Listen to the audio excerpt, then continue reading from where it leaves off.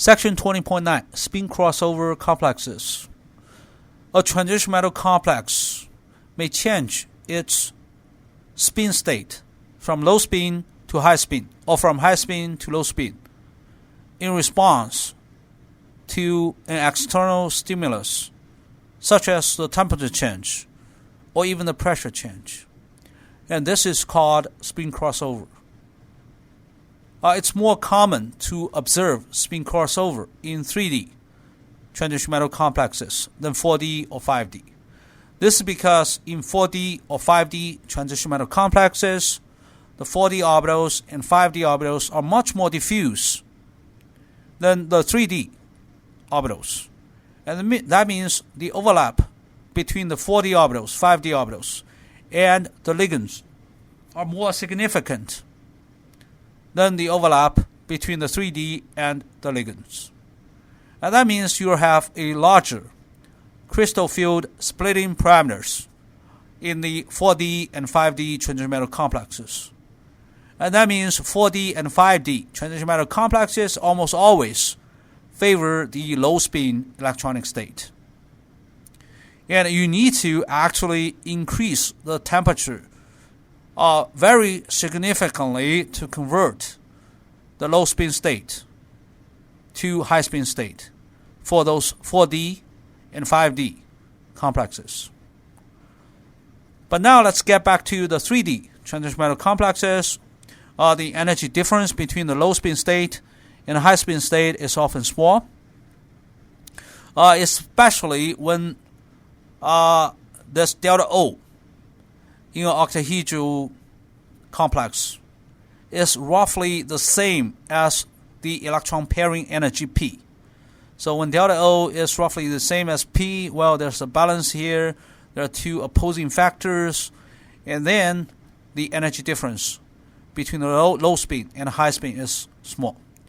But when delta O is much greater than P, for example, if you have cyanide, you have carbonyl ligands, and then low spin is preferred. When you have really weak field ligands, like iodido, bromido, then high spin is preferred. So also you need to choose the proper ligands with the right amount of field strengths. So here's one example. If you have D6 iron, so this is iron 2, bonded to two diphenyl terpyridine ligands. In each terpyridine, you have 3 nitrogen donors. So two such ligands, you have 6 nitrogen donors, and it's roughly a octahedral environment for this iron 2 transition metal center. And then you have dxy, dyz, dzx. On the bottom, below the barycenter, you have dz squared and dx squared minus y squared above the barycenter. At a low temperature, such as 300 K, this transition metal complex is mostly low spin. The 6 d electrons occupy the lower lying dxy, dyz, dzx orbitals. But if you increase the temperature to 323 Kelvin, well, mostly it's high spin, and the 6 electrons will occupy all 5 different d orbitals. You'll have 4 electrons in the dxy, dyz, dzx orbitals, and 2 electrons in the dz squared and dx squared minus y squared orbitals. Okay, why is that? Why does this low spin, high spin conversion depends on temperature? It's pretty simple. You just need to look at this equation from thermodynamics. dg is equal to negative s dt plus vdp. And we can then apply this same equation for the low spin state. And then we apply this equation to the high spin state. We get 2 equations, one for low spin, one for high spin. And then you use high spin dg minus the low spin dg. And then we get d delta g is equal to negative delta s dt plus delta v times dp. Okay, so this equation. I'm going to explain what this delta G is, what this delta S is, what this delta V is. Delta G is the G of high speed minus the G of low speed. The entropy of high speed minus the entropy of low speed. The volume of high speed minus the volume of low speed. All right? So that tells us, well, the difference between the high speed free energy and the low speed free energy depends on temperature, right? You just plot delta G versus temperature. Okay, you're going to see some dependence. And the dependence is negative delta S. All right, so again, if you plot data of delta G versus temperature, okay, you're going to see a roughly linear relationship with a slope.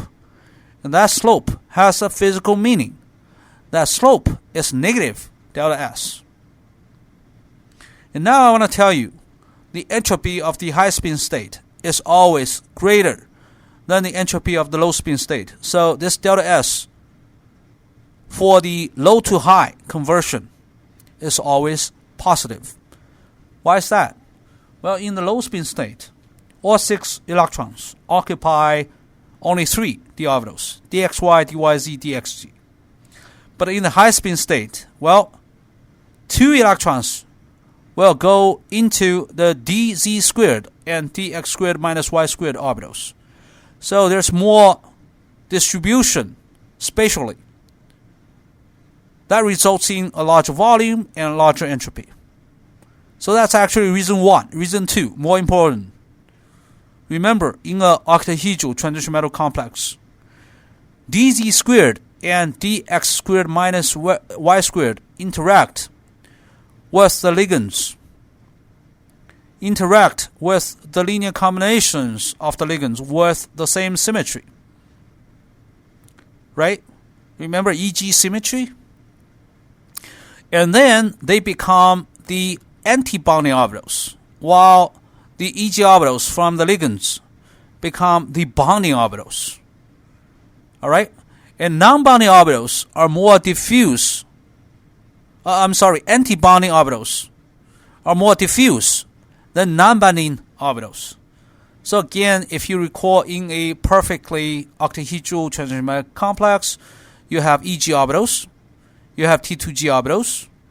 The EG orbitals are anti-bonding orbitals, and the T2G orbitals are non-bonding orbitals. They do not interact with the ligands because the symmetry does not match. And I want to tell you again, the anti-bonding orbitals are more diffuse than the non-bonding orbitals. Of course, non-bonding orbitals are more diffuse than bonding orbitals. All right, so that means dx squared and dz squared and dx squared minus y squared orbitals are more diffuse than the dxy, dyz, dgx orbitals in a octahedral complex. So same here. I mean, this is not a perfect octahedral structure, but roughly or qualitatively, we can say dz squared orbital and dx squared minus y squared orbitals on this iron 2 transition metal center are more diffuse than the 3 other d orbitals. And that results in a larger volume and also a larger entropy. So in that case, if we're looking at the low spin to high spin conversion, delta S is positive, delta V is positive. So delta S is positive. That means when we increase the temperature, delta G decreases. You have a negative slope. So when delta G decreases to 0, you have both high spin and low spin coexist with the same Gibbs energy value. But if you further increase the temperature, then delta G becomes negative. High spin is preferred. So that's why at a higher temperature, high spin is preferred. At a low temperature, low spin is preferred. Now let's look at the pressure. Well, the pressure effect is small because usually this delta V is really, really small, but still I mean, it's positive if you're talking about low to high spin conversion. And then if you have a higher pressure, the spin state with lower volume, with smaller volume is preferred. That's the low spin state. At the lower pressure, then, well, the spin state with a larger volume is preferred. So inclusion, low pressure, and high temperature favor the high spin state. Okay? And at a lower temperature and higher pressure, the low spin state is favored. Okay? And let's look at the high spin state percentage of a 3D transition metal complex at different temperatures. So you can see at low temperature, mostly we have low spin state. At high temperature, we have high spin state. But in the intermediate temperatures, well, we observe different kind of behaviors. There are abrupt changes. At this temperature, the percentage of high spin state increases sharply within a very narrow temperature range, or gradual change. So this is gradual change, the blue curve, or stepped spin crossover. So in this C, we have a step over here. And sometimes we observe this hysteresis loop that may occur with some spin crossover systems. This word means lagging behind. So if we change the temperature of such a spin crossover system, so you can see, well, first low spin state, and then there's a abrupt change of the percentage of the high spin state. It goes up sharply at this temperature. Okay, and then we have mostly high spin state. And then we start to lower the temperature, all right? So of course, the percentage of high spin state should decrease, right? It should decrease.